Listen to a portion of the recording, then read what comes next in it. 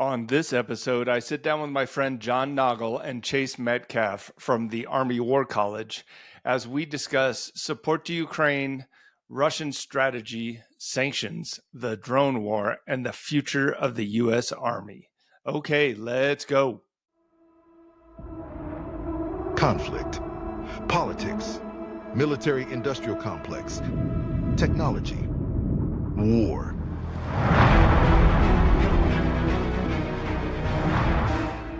The Flash Traffic Podcast. Like many supporters of Ukraine, I think, have been disappointed in the extent of American support for what I consider to be the side of truth, justice, and the American way.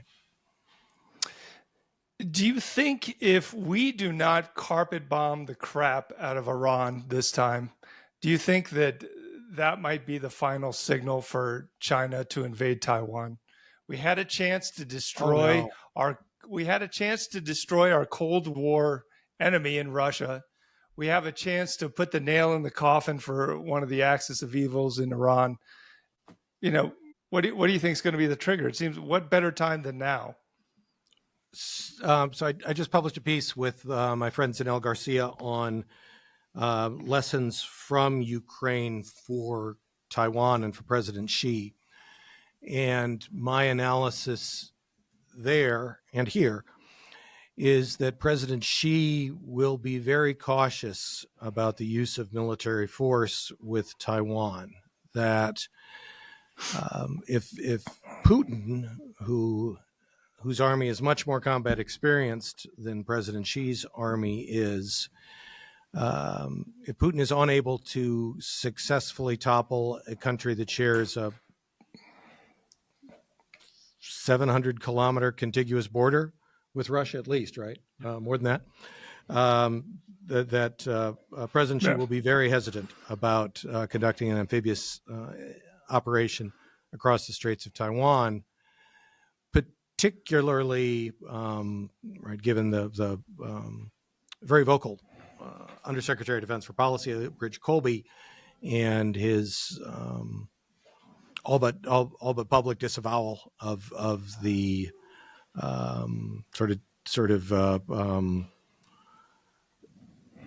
policy of strategic ambivalence toward Taiwan. So I think these are all separate conflicts, and they all have to be dealt with separately. And I think there's lessons from America for each of them. Do you think we're going into as far as the character of warfare goes, do you think we're going into a defense-heavy phase of the character of warfare, where it's really hard to conduct joint offensive operations because of a lot of factors? But I think you're seeing right now a shift towards a primacy of the defense, but a superiority of the defense, but it is overcomable. Just like drones are currently creating significant challenges for our ability to mass forces, penetrate enemy defenses, and then exploit. At the same time, we're working on counter UAS technology that, in some people's opinions, within a year or two will significantly reduce that problem. So I think, in the near term, you see a increase in the strength of the defense.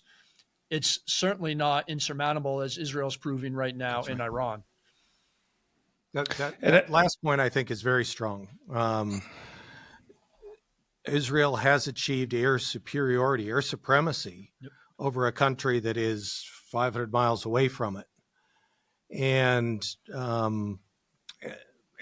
so in general, the answer to changing character of war questions, I think, is it depends. The lessons from Ukraine, which Chase and I have spent a bunch of time thinking about, we've been running a program here at the Army War College for 3 years, almost since the war started, on trying to gather lessons learned, and we spent a bunch of time thinking about this. But one of the questions I ask myself repeatedly is, to what extent is this two not very good armies fighting each other without either having a very good Air Force?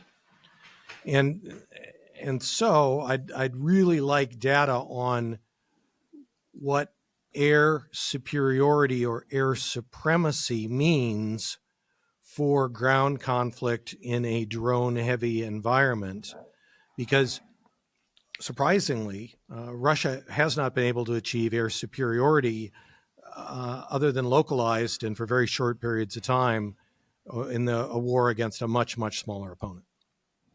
Yeah, there's a lot of speculation. I think Rusi tried to tackle that early on why Russia's not using their air power. Uh, they, I mean, there's lots of theories that they're trying to keep it back from being completely destroyed. There's a theory that manpads and stingers are just too good now. That they didn't destroy enough air defense missiles in Ukraine. I think the plan was to do the same thing as Israel has done in Iran, is to gain air superiority. But there's another, the miracles of the Ukrainian war that have allowed Ukraine to survive.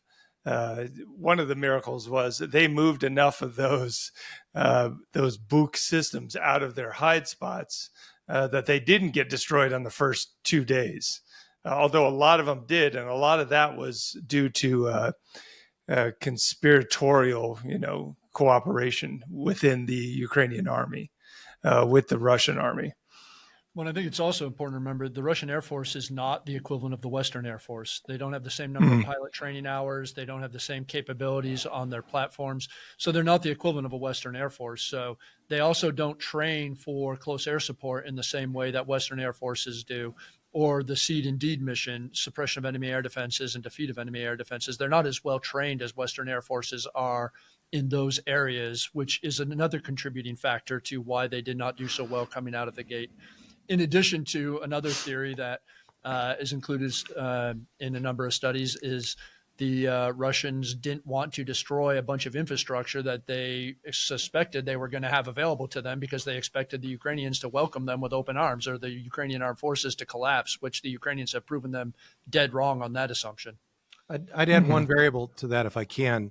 I think it's impossible to overestimate the importance of American intelligence support to Ukraine, both prior to the invasion, during the invasion, and for almost all of the period since. The American intelligence architecture, the NATO intelligence architecture, has given Ukraine advance warning, has painted a remarkably, I think, clear picture of Russian intentions and capabilities. And the failings of the Russian military extend as well to intelligence, even of a contiguous country where most of the people speak the same language. So I think that this is a multivariate equation, but the value of American intelligence support, which is one of the reasons why I continue to believe American support is decisive for Ukraine. And in the absence of some degree of American support, and I would say more American support than Ukraine is currently receiving, Ukraine will ultimately not be able to succeed to continue its conventional defense against Russia. I don't know if you agree with that. Mostly. And CSIS just did a good report on that in June about whether or not Ukraine can continue to fight in the absence of U.S. support. Intel is one of the principal things they identified that the U.S. is giving them that our European partners can't give the Ukrainians on an equivalent scale, along with things like advanced air defenses. The CSIS report said that Ukraine would continue to fight. They're probably not quite as pessimistic as you are in terms of in the absence of U.S. support, but they did say that largely would depend on how rapid and total the collapse of U.S. support was for Ukraine, but that the Ukrainians themselves have the will to continue to fight. What form that manifests as is to be decided, to be determined. And Tony, you may remember before the invasion in February of 22, I published a piece in Foreign Policy that predicted, first, that the invasion was going to happen correctly. Second, incorrectly, that Ukraine was going to fall, that Kyiv was going to fall. And while I'm very glad I got that wrong, I think General Milley, then chairman of the Joint Chiefs of Staff, thought the same thing. So the Ukrainians surprised a whole lot of people. But I predicted that the Ukrainian will to resist would continue, and that the title of the piece, I think, was "Will Ukraine be Putin's Afghanistan?" The suggestion was that he would bleed his army dry fighting an insurgency in Ukraine, much as it happened 2 generations ago in Afghanistan, the war that arguably ended the Soviet Empire. So without American support, I think Ukrainians continue to fight, but I don't know that they can continue to hold a defensive line, certainly not as far east of the Dnieper as they have right now. Yeah, if you look at that period a year and a half ago, I guess now, where Congress was debating whether to release the $60 billion to Ukraine, and in that 4 or 5 months, the Ukrainians were lamenting the fact that that pause in support caused, just they couldn't recover from that. Basically, specifically, they said artillery shells, but it was really everything. And then if you look at how moving forward, how just purely chaotic Europe is, and the probability that Europe is going to provide substantial and necessary support for Ukraine to continue this conventional battle, even with U.S. intel support. And that has got to be spotty because we can't really quantify that. There was a report that came out in one of the WAPO or New York Times about how much U.S. intelligence support helped the Kharkiv offensive in summer of 2022, and that basically without U.S. intelligence telling battalion commanders exactly the position of Russian T-72s on the hill, they would not move forward. They would not take that hill. They would not risk. They would have zero risk. So yeah, I totally agree with you. Without U.S. intel support, this thing is over. The problem is, on one hand, you hope that because it's not quantifiable, because it's intel and it's clandestine, on the one hand, you're hoping that we can continue to give the same support that we've been given throughout this war. On the other hand, because it's not quantifiable, and Trump could wake up one day and say, you know what, shut it off. And we would never know, or we wouldn't know for months until the Ukrainians come out publicly complaining about it. And by then it would be too late. Because I think that, just like you said, I totally believe that that is a critical, necessary, without which they have nothing, the intel support. And I think this is Putin. This is why Putin doesn't want to negotiate right now. Putin thinks he has a good chance of winning this war on the battlefield, if on that battlefield he is facing a Ukrainian army that does not have significant American support, because the Europeans simply cannot fill the gaps that America is leaving behind. There's a profound still unseriousness, in my opinion, of on the European side about the threat they're facing and the importance of the Ukraine war. It's not universal. Denmark, I think, has taken this war exceptionally seriously. The new German leadership is taking it very seriously. But fundamentally, the decisive point, the Schwerpunkt of this war for Ukraine's continued survival as an independent country, remains American support. I don't see any alternative to that anytime in the next 5 years. Do you want to say?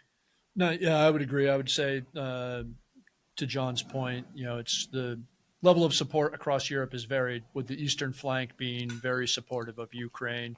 I read today that Europe has now provided Ukraine with more military aid than the U.S. has. They finally passed us this month because ours has slowed down and theirs has ramped up. So I think we are in a period of transition. I am probably a little more optimistic that the Europeans have recognized the threat of Russia in a way they have not up until very, very recently, and that they are attempting to ramp up. It is an open question as to whether or not they will, A, have the time to, which is largely dependent on how much support and the type of support we continue to provide, and if they translate what their words are into true action.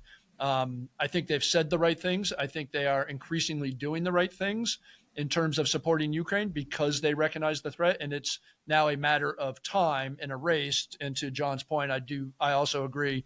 I think Putin has been betting on this since the very beginning, when he was first initially set back operationally, that he could outlast the West. He's been surprised by the West's unity up until this point, and he's continuing to bet on he will outlast us, and it really does have a lot to do with the U.S. But I am probably, of the three of us, I'm a little more hopeful that Europe is on the right track, and it's just a matter of time. The question is, how long do they need? Right. I'm not a doom and gloom person per se. I think the Ukrainians definitely can defeat the Russians. I mean, clearly the buffoonery is off the chart since the beginning of the war. So they can definitely do it. But they have been in a precarious situation since the beginning, the Ukrainians. They don't have any margin for error. And I think you're right. Putin's looking at this and saying, I felt like we could beat them, and we have been beating them. Technically, they have been winning, taking since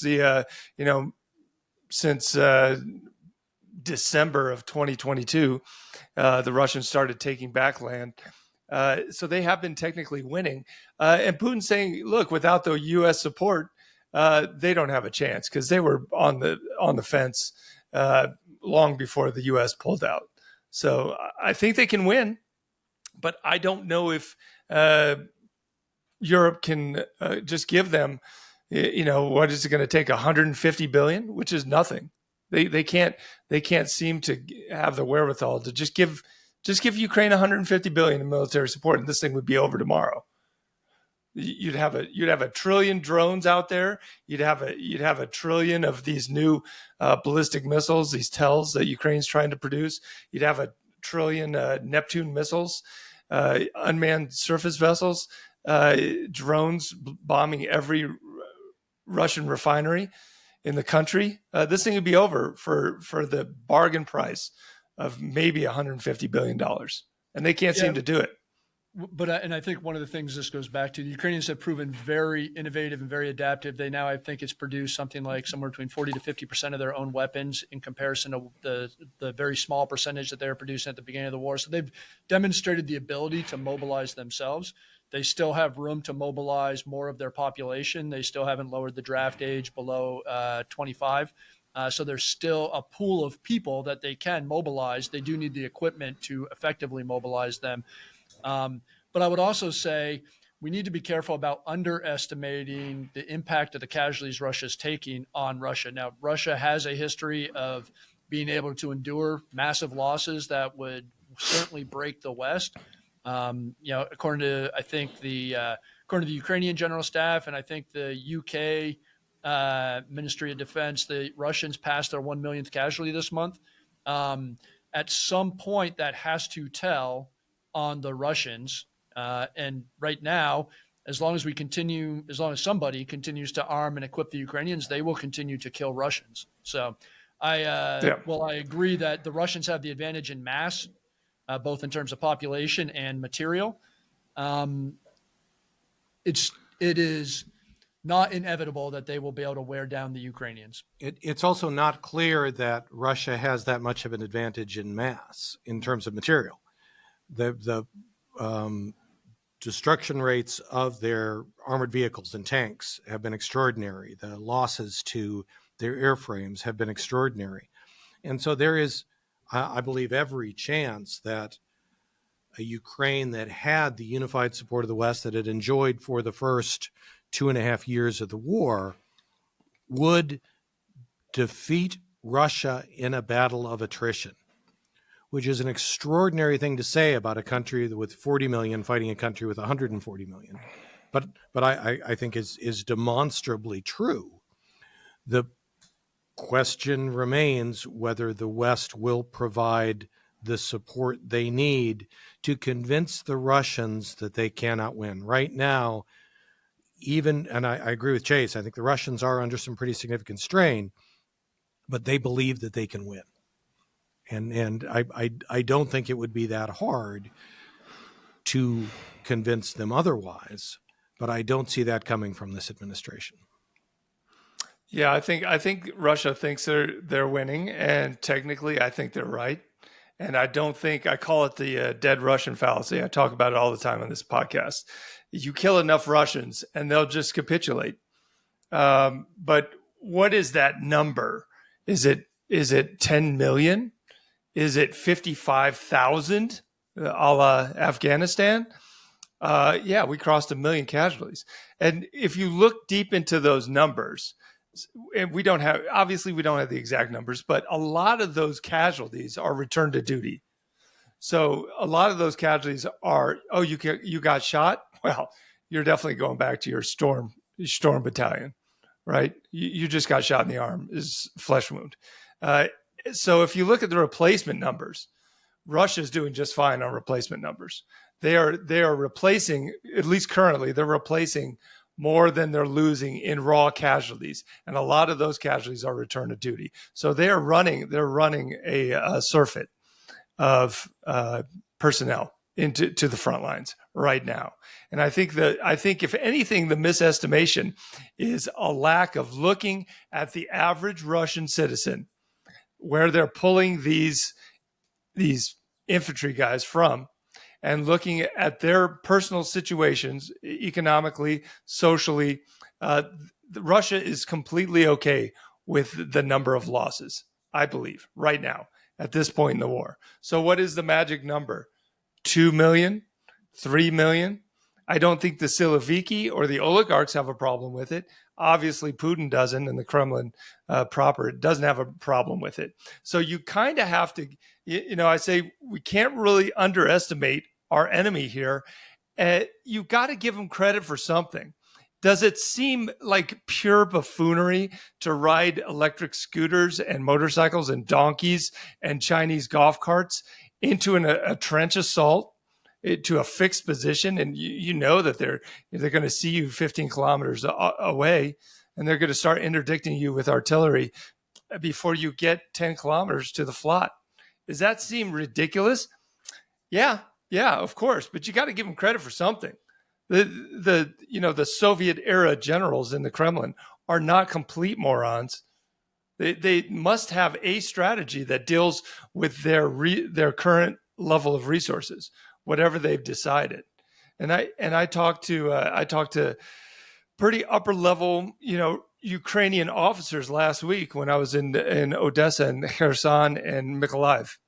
And they think that the summer assault is not going to be a mass. It's going to be more of the same.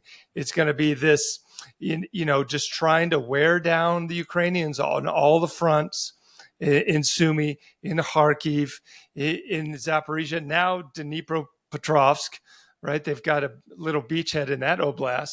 And so they think this is part of the Russian strategy. And on some level, I don't want to give them too much credit.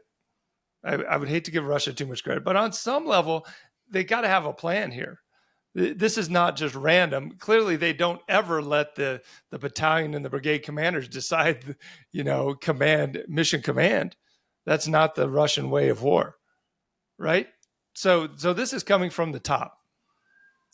Yeah, there's no doubt we should not underestimate the Russians' ability to suffer and to endure significant losses. They've proven that throughout their history. I do think that some hopeful indicators, for instance, you mentioned that they are recruiting enough people to replace their losses. That's borderline at this point. Some months they're not able to recruit the sufficient to replace their losses, depending on the estimates, but they're having to pay record high bonuses to get people to enlist. I know that's come down some, that the bonuses are no longer at the record high levels, but there's expectations they'll have to go back up as part of the summer offensive as their losses go up. I would also say that their ability to control the population appears to be solid. But if it's as solid as some people claim, then why is Putin so reluctant to do further mobilization? If he's as committed as he says he is to taking Ukraine, which he seems pretty committed, and he's unwilling to mobilize, there has to be something there, or I would assume there is something there in terms of his own calculations about how much pressure he can put on the population to continue to support this war. And then finally, I know polling's always bad to cite in authoritarian regimes, but Levada most recent polls showed that 64%, an all-time high of Russians, support negotiations. Now, again, if you dig into the specifics of it, whether they're willing to compromise on territory or not, it can become a little less optimistic. But the mere fact that 64% of Russian population says they support the idea of negotiating at a time when Putin doesn't appear to be negotiating in any real way, I think that's another sign that maybe Russia cannot endure indefinitely. So I agree with you. We shouldn't underestimate the Russians' ability to endure and to suffer. But at the same time, one of the famous sayings about revolutions, right? They come very slowly and then all at once. At some point, there is a breaking point. To your point, we don't know what that breaking point is in terms of casualties, but it is somewhere. And the Ukrainians are doing their best to find that point. Two points on this, if I can. First, I agree with Chase on the personnel, but I actually think they're going to run out of stuff before they run out of soldiers, right? So they are refurbishing, oh my goodness, Korean War vintage tanks, and they are running out of Korean War vintage tanks to refurbish. Closely tied to that is the discussion that was supposed to be happening at the G7 today as we speak on putting a lower ceiling on Russian oil prices. So as long as Russia is able to sell oil through the shadow fleet at the prices it's been getting, it's going to be able to buy the material and pay the bonuses that it's going to need to continue to man the forces. And this is why I think it's so important that the United States utilize all elements of national power to support Ukraine and hurt Russia. And as I said earlier, I've been disappointed that the administration has so far proven unwilling to do that, although there appears to be a lot of support in the rest of the G7 for those actions. Yeah, sanctions is another one of those things that are just hard to measure. It's just impossible to measure with all the channels that Russia has at their disposal to get resources. Every time a Russian airframe goes down, somebody wants to attribute it to poor maintenance and then attribute that to sanctions. So we had an Mi-8 go down today. Just, a Russian Mi-8 just crashed. Had nothing to do with combat. And, the early reports was, this must be a maintenance issue. This must be because of sanctions, because they can't get parts. A couple of days ago, you probably saw the video of the two Russian Su-25s. And they said, the initial reports was, this Su-25 shot down the other one, which clearly that didn't happen. It was some kind of airframe malfunction. And so then, of course, it was, this was a maintenance issue, and there was a issue because of sanctions. So sanctions it's a hard nut to crack, and I don't think the war in Iran and Israel helped oil prices any, as far as keeping them down, as far as hurting Russia. So that's one theory. That's going the other direction pretty clearly. Yeah. And certainly if that war escalates, if the United States ends up playing a direct role in that war, the chances for global oil prices to spike is significant. And I agree with you, Tony. I think that would help Russia. I agree that sanctions are slow in the best of cases. They're hard to measure. They are porous. And we've seen, for instance, I'm sure you've seen things like Kazakh trade with European countries has gone up by a factor of 50 and 100 in the last couple of years, and pretty clearly those are sanction evading steps. I'm interested though in the questions of the Hinds and the SUs. It's not clear to me that sanctions, that embargoes are going to be cutting off the parts for Russian-built and Soviet-built airframes. I think that's an internal problem. But there it could be raw materials. It could be machining. There's it turns out, as the United States found in our recent sanctions fight with China, and the fact that we have a single point of failure in rare earth metals that we simply can't create on our own, that we can't acquire anywhere in the world right now except from China, hints at how complicated the web of global dependency is. And does to me indicate that both for Iran, which has also had some maintenance problems with its airframes, many of which are Western, and with Russia, that the steady drip of sanctions again, Chase's analogy, right? Revolutions are impossible in prospect and inevitable in retrospect. The pressure on Putin is real. I think that Russia is up against the ropes, but I feel that we are letting him up off the ropes and back into the center of the ring by not pressing with sanctions, by not providing Ukraine with some of the resources, in particular the air defense weapons that he's willing to buy, right? Pay cash money for, and we're still not willing to release to him. Now, Israel wants those as well right now, and one of the things I was saying, I was just talking to a reserve student here who works for Boeing about some of the challenges Boeing is having as global demand for weapons increases, with the Europeans wanting to buy more, with the Israelis wanting to buy more, with the Ukrainians wanting to buy more, and just with challenges in the United States with our supply chains. So that this whole picture is enormously complicated. I think it's very, very difficult to predict what the real pressure points on Russia are. I've been reading into some of the work of Phillips Payton O'Brien, Tony, which I'm sure you've seen. Mm-hmm. How the war was won, and right the combined bomber offensive focus on ball bearings. Turns out ball bearings are really hard to destroy. The machine tools are very resilient, and the Germans, as is always the case, over-engineered their weapon systems, and they could do with a whole lot fewer ball bearings. And the critical path was actually coal to oil refineries. That if we had focused, and those burn a whole lot better than ball bearing plants do. And so if we had focused in on the artificial oil, the coal to oil refineries, we could have had a much bigger impact much sooner in the CBO. We could only find that out after the fact from interviews with the German generals and the German industrialists after the war was won. So I agree with you that it's difficult to see. I do feel that Russia is under significant pressure, particularly in the industrial base, and I do believe that cutting the price of oil they're allowed to sell for would be helpful. Would be helpful in terms of putting more pressure on Russia. It would increase the global price of oil, which would help and hurt various aspects of the American economy. Let's kind of switch gears and talk about technology.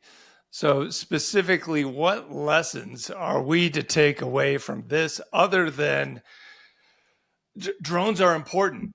So that seems to be the lesson. Drones are important. And then the application of that lesson, at least what I've seen in the U.S. Army, is let's contract a bunch of very expensive drones, which is not the lesson that I would take away from this war in terms of drones.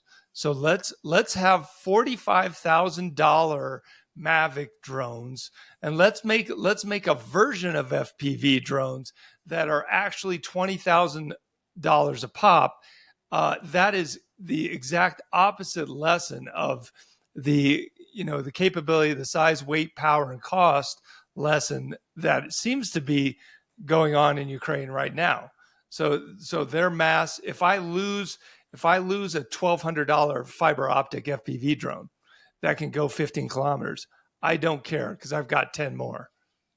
But if I lose a 50,000, how many $50,000 Mavic drones that are domestically produced do you think the battalion commander of a U.S. infantry battalion is going to allow to be just lost to hitting tree branches? Zero? Yeah, it's not going to be very many, I can tell you that. I would say, though, I think the Chief's Transformation in Contact initiative is attempting to get at this problem in a way. It's attempting to empower units to experiment more with smaller drones. You're starting to see that play out at some of our CTCs, where units are employing small drones in new ways and having the opportunity to experiment with them, which is what we're seeing in Ukraine. A lot of the drone evolution in Ukraine has been driven from the bottom up. In fact, almost all of it's been driven from the bottom up. Both sides all the effective drone innovations have been. Yeah. The government is trying to shove garbage down their throats with the and the now army both of drones. sides have But yeah, established unmanned aerial system forces, and so we'll see if this leads to a centralization that then starts to drive down innovation. But I would say one of the lessons the U.S. Army has taken from the war is that you need to put these smaller, cheaper, attritable drones in the hands of soldiers and let soldiers learn how to use them and figure out new and different ways to employ them. So I do think we're doing that. Now, are we doing it at scale? No. I think I saw the other day we're attempting to put 3,000 drones in 3 divisions. That's not even close to the number of drones we need, but you also can't produce millions of drones now for a future conflict that you don't know what the state of technology will be. So the Transformation and Contact Initiative is a step in the right direction to let soldiers learn how to use small, cheap, attritable drones in new and innovative ways, but without over-investing in any specific technology or platform that may or may not be relevant when we do need to employ it at scale somewhere. So I would say, to your point, we're not gonna let battalion commanders lose $50,000 drones. I know that, but I would say we're making steps in the right direction based on lessons from Ukraine. And would you say? Let me just ask you this before I forget. Would you say that the procedures and processes are trying to be in place for bottom up innovation? So when the balloon does go up, will the company commander be empowered and resourced to buy 50 of whatever he needs instantly? Or does he have to go through the bureaucracy? Yeah, I am not able to answer that question. I would say, we've got some units that have established innovation labs where they're 3D printing things these days. How does that whole funding stream work? How do they get the materials to do the 3D print? I don't know. So I don't know what we've done necessarily to overcome the historical bureaucracy. I would say that is another lesson from Ukraine, is that direct interaction between soldiers at the front lines and commercial companies.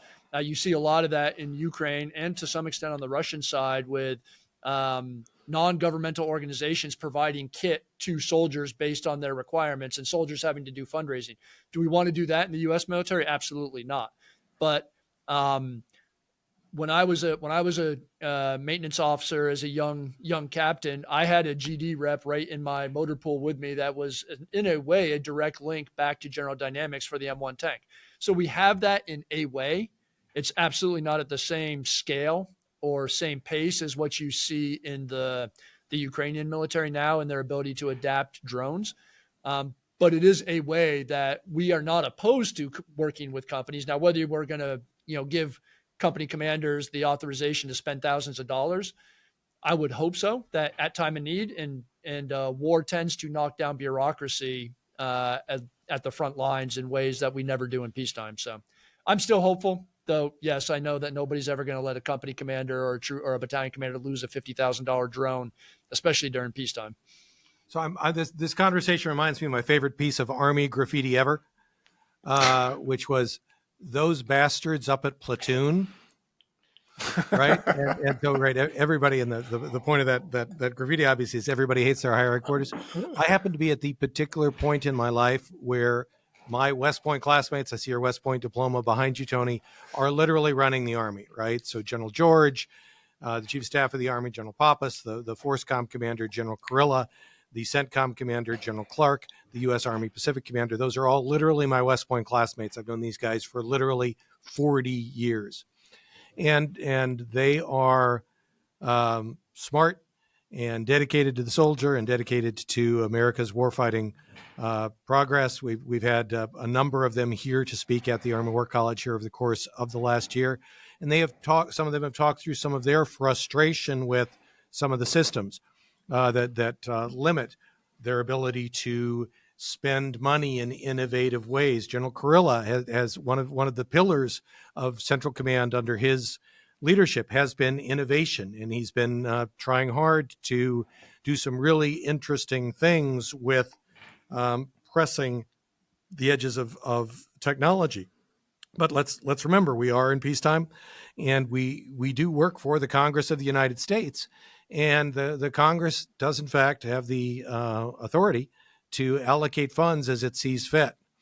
And so there's a push me pull you that changes dramatically when combat starts. The question is, as so often, I was privileged to be in the room. I heard Sir Michael Howard give this lecture when he said, no army, no Department of Defense is ever going to have it exactly right before the next war. The point is not to have it so far wrong that when war comes, you can't get it right more quickly than the opponent does. And while we're not getting everything right now by any means whatsoever, the work Chase and I with our students and our faculty friends are doing here at the War College to try to gather lessons from this war for the U.S. Army and the Department of Defense. People are paying attention. People are reading it. People are talking about it. We're not getting everything right either, but I do feel that there is a spirit of adaptation, an acknowledgement that things are changing fast, and an openness to experimentation and new ideas that I'm seeing and for me now, lieutenant colonels are really junior these days in the world I live in. That's how far I am from the front lines that you, Tony, you get to see, and we're talking with last week. But from the lieutenant colonel through the lieutenant general and 4-star general level, I'm seeing a real realization that things are changing fast and a desire to understand what's going on. Yeah, it's difficult, to draw lessons learned, especially specific lessons learned from this war, as far as at the tactical or operation level. It's almost, I can't imagine doing it right now. And I noticed you guys wrote the year, the first year of the war, and you said you're writing the second year of the war, because every time I go back there and every different place I go and every different unit, it's a completely different war. You go back there 5 months from now, it's going to be completely different. The TTPs have changed. The way the armies, I call them the 8 armies of Ukraine, are organized will probably change. Their support mechanisms will have changed already. It seems like drawing anything other than very high level lessons from the war would almost be futile. So it's interesting that you guys are trying to tackle that. If anything, the lesson that I learned from this war, and I think is tangible, is that the principles of war still hold. Right. Protection, OPSEC, deception, mass, all those things, the very highest level, those are still very valid. Even in trench warfare, the lack of air support, the lack of joint, combined arms operations, the basic principles of how to stay alive, those still matter, and they matter a lot. I would be remiss. We're almost done with time here. I want to ask you guys, I don't want to phrase it necessarily in the tank is dead, but this war, so last week, maybe 4 days ago, I was with the 38th Marine Brigade just outside of Mykolaiv. They were training on basically how to stay alive in ubiquitous drone warfare. And I would say 85% of the battlefield, if you're an infantryman or woman for Ukraine, is really how to stay alive. How do I keep from hearing that zzz, and then boom, because it happens all the time.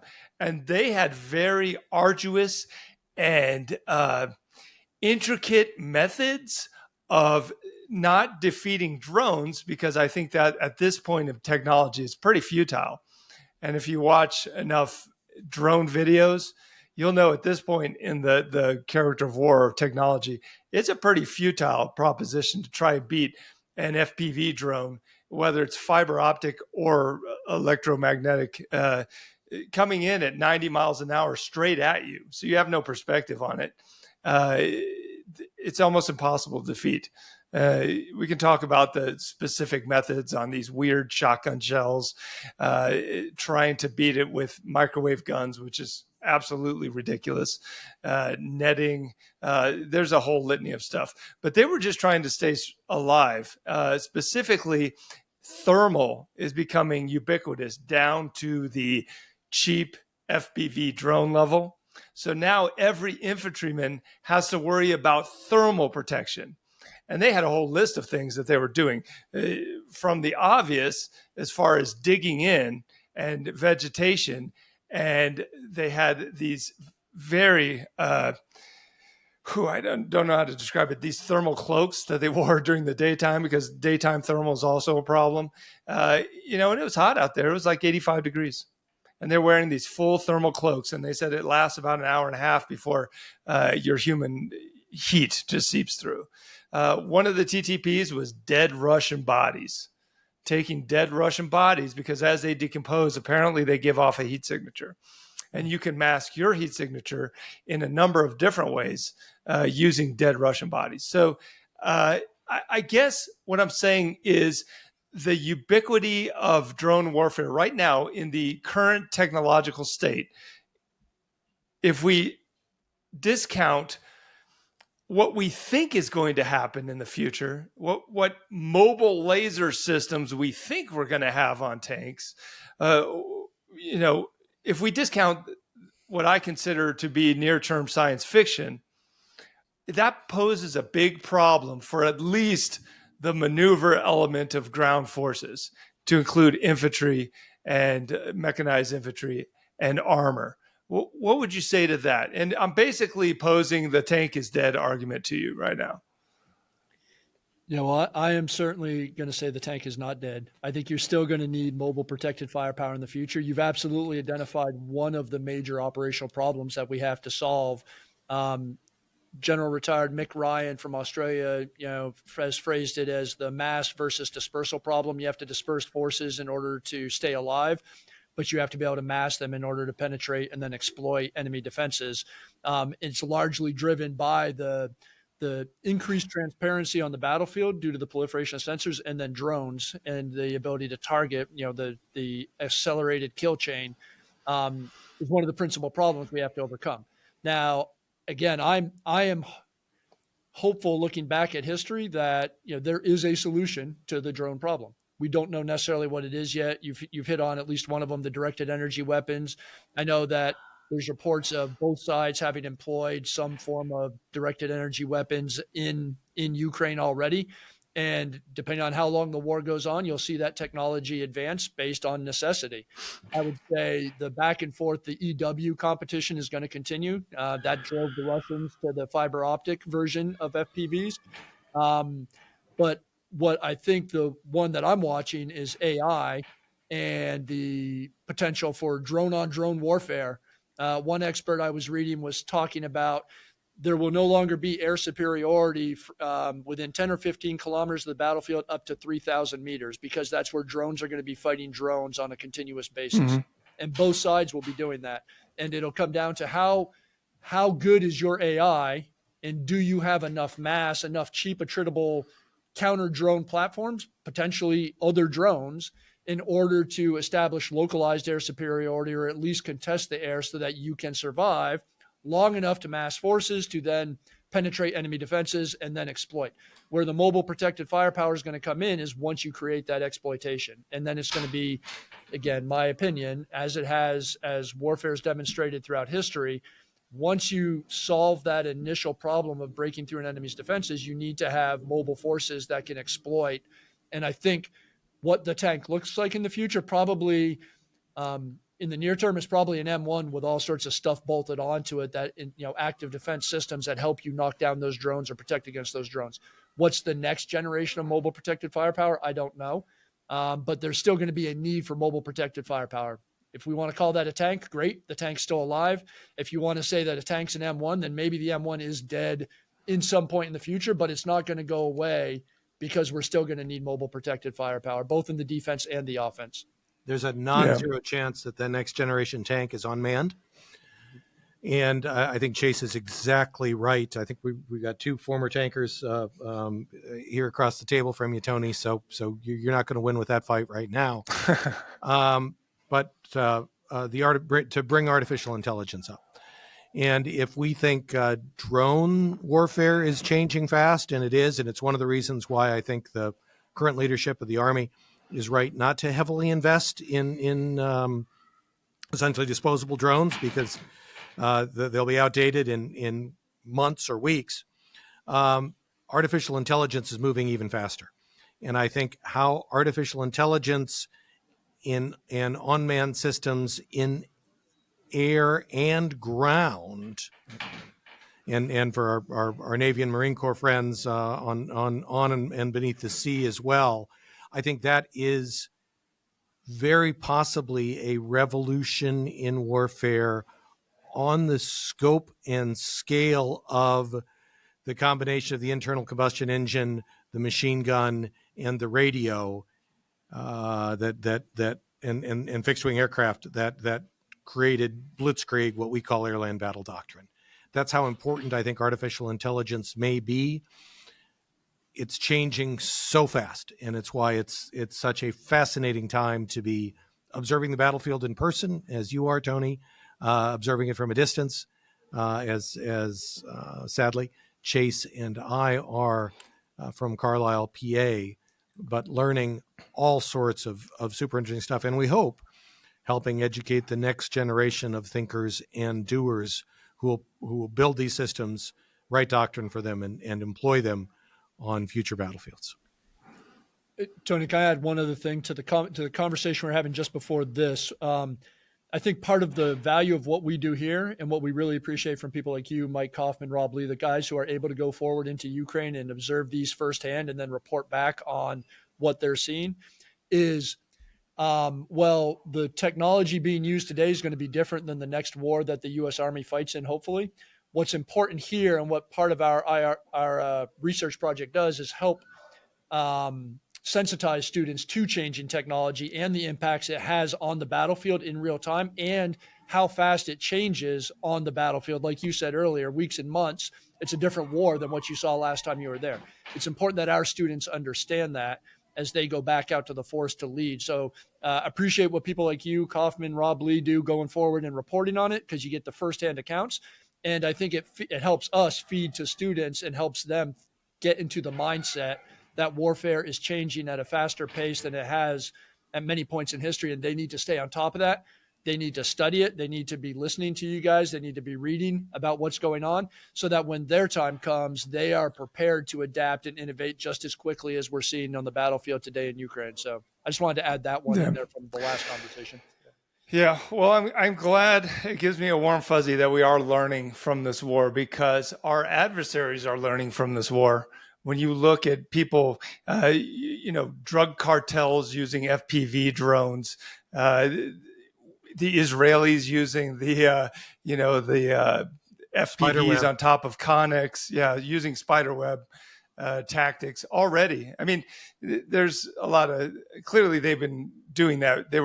That was in the planning stages before spiderweb was released, but they're learning from the war. And so we have to too. I mean, we have to pay attention to this. And it gives me a good feeling that we are trying to learn something from the Ukraine war or the Israeli conflict or, Iran, what they're trying to do, or Pakistan, India. So guys, thank you. This was great. Good insight. I appreciate your time. Thanks for talking with me. Good seeing you, Tony. Thanks for what you're doing on the front lines, and stay safe, brother. Okay. Thanks. Bye-bye.